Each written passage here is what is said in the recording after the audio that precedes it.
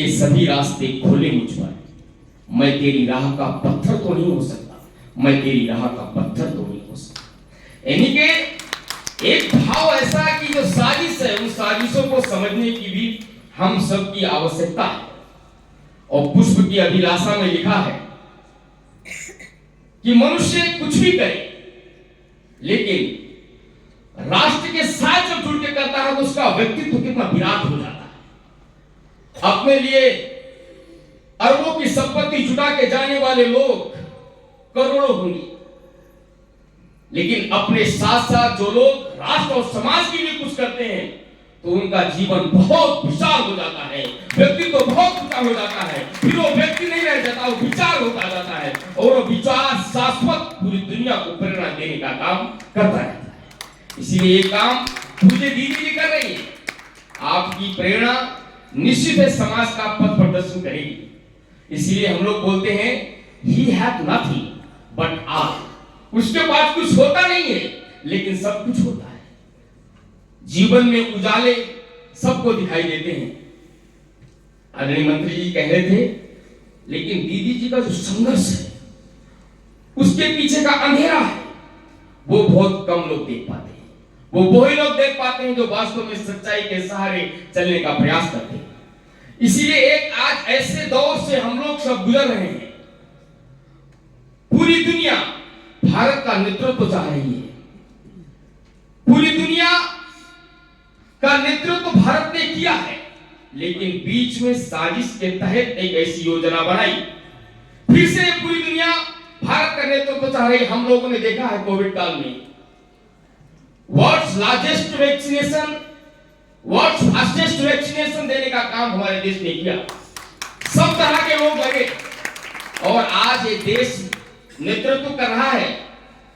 जैसा मंत्री जी ने नाम लिया, ये सब स्वयं सेवक और विचार के लोग मिलकर नेतृत्व कर रहे हैं, लेकिन उनके पीछे एक शक्ति जो काम कर रही है वो पूज्य शिवानी दीदी जी की तरह एक शक्ति है। ऐसी बहुत शक्तियां काम कर रही हैं।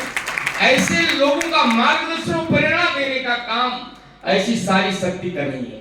इसीलिए दीदी जी से मेरी वार्ता हो रही थी, तो अभी 5-7 साल के बाद हम भारत को भारतीय मॉडल के आधार पर खड़ा करना चाहते हैं।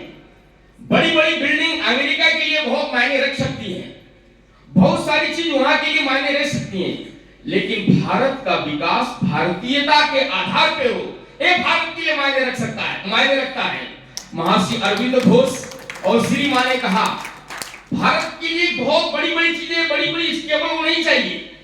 भारत, दीदी जी ने कहा, आदरणीय मंत्री जी ने उसकी व्याख्या की कि तंत्र और मंत्र के माध्यम से आध्यात्मिक दुनिया की खोज के लिए निकलेगा और आध्यात्मिक दुनिया की खोज करता हुआ ये भारत पूरी दुनिया का पथ प्रदर्शन करने का काम करेगा, पूरी दुनिया को मार्ग दिखाने का काम करेगा।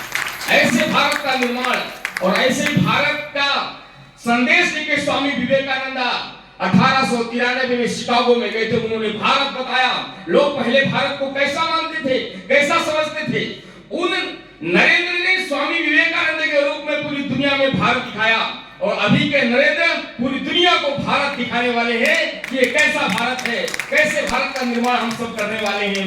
इसीलिए एक बहुत ज्यादा लोगों की, नौजवानों की, बहुत ज्यादा साथियों की आवश्यकता पड़ेगी जो तंत्र के क्षेत्र को जानने वाले हों, जो ज्योतिष के क्षेत्र को जानने वाले हों, जो कर्मकांड के क्षेत्र को जानने वाले हों, जो संस्कृत भाषा को जानने वाले हों, जो वेद के मर्मज्ञ हों, क्योंकि ये पूरी दुनिया की आवश्यकता है। पूरी दुनिया जो नींद में सोई है उसको जगाने का काम कोई करेगा तो भारत करेगा, क्योंकि ये भारत की आवश्यकता पूरी दुनिया को है। और ये वो भारत है क्योंकि हम किसी के पूजा पद्धति पे हम चोट और प्रहार नहीं करते। इसीलिए हमारे यहाँ के प्रधानमंत्री जी पूर्व अटल बिहारी वाजपेयी जी हुए, उन्होंने लिखा कि कोई बतलाए काबुल में जाकर कितनी मस्जिद हमने तोड़ी, भूभाग नहीं सत मानव के हृदय जीतने का निश्चय, भूभाग नहीं सत मानव के हृदय जीतने का है। हम लोगों ने हृदय को जीतने का काम किया है। हमने कभी किसी की पूजा पद्धति पे चोट नहीं पहुंचाई है, किसी के जमीन को कब्जा नहीं किया है। ऐसी ये भारत की सोच है।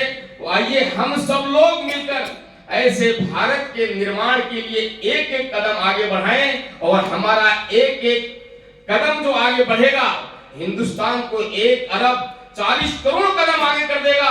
ऐसे हिंदुस्तान एक एक कदम बढ़ता रहा तो पूरी दुनिया का नेतृत्व अवश्य भावी है और ये भारत ही करने वाला है, क्योंकि पूरी दुनिया में शांति का मार्ग कहीं से होके जाता है तो भारत से ही होके जाता है। भारत के बिना पूरी दुनिया का कल्याण संभव ही नहीं है। इसीलिए आतंक थोड़े समय तक दिख सकता है कि बहुत बड़ा है, लेकिन वो आतंक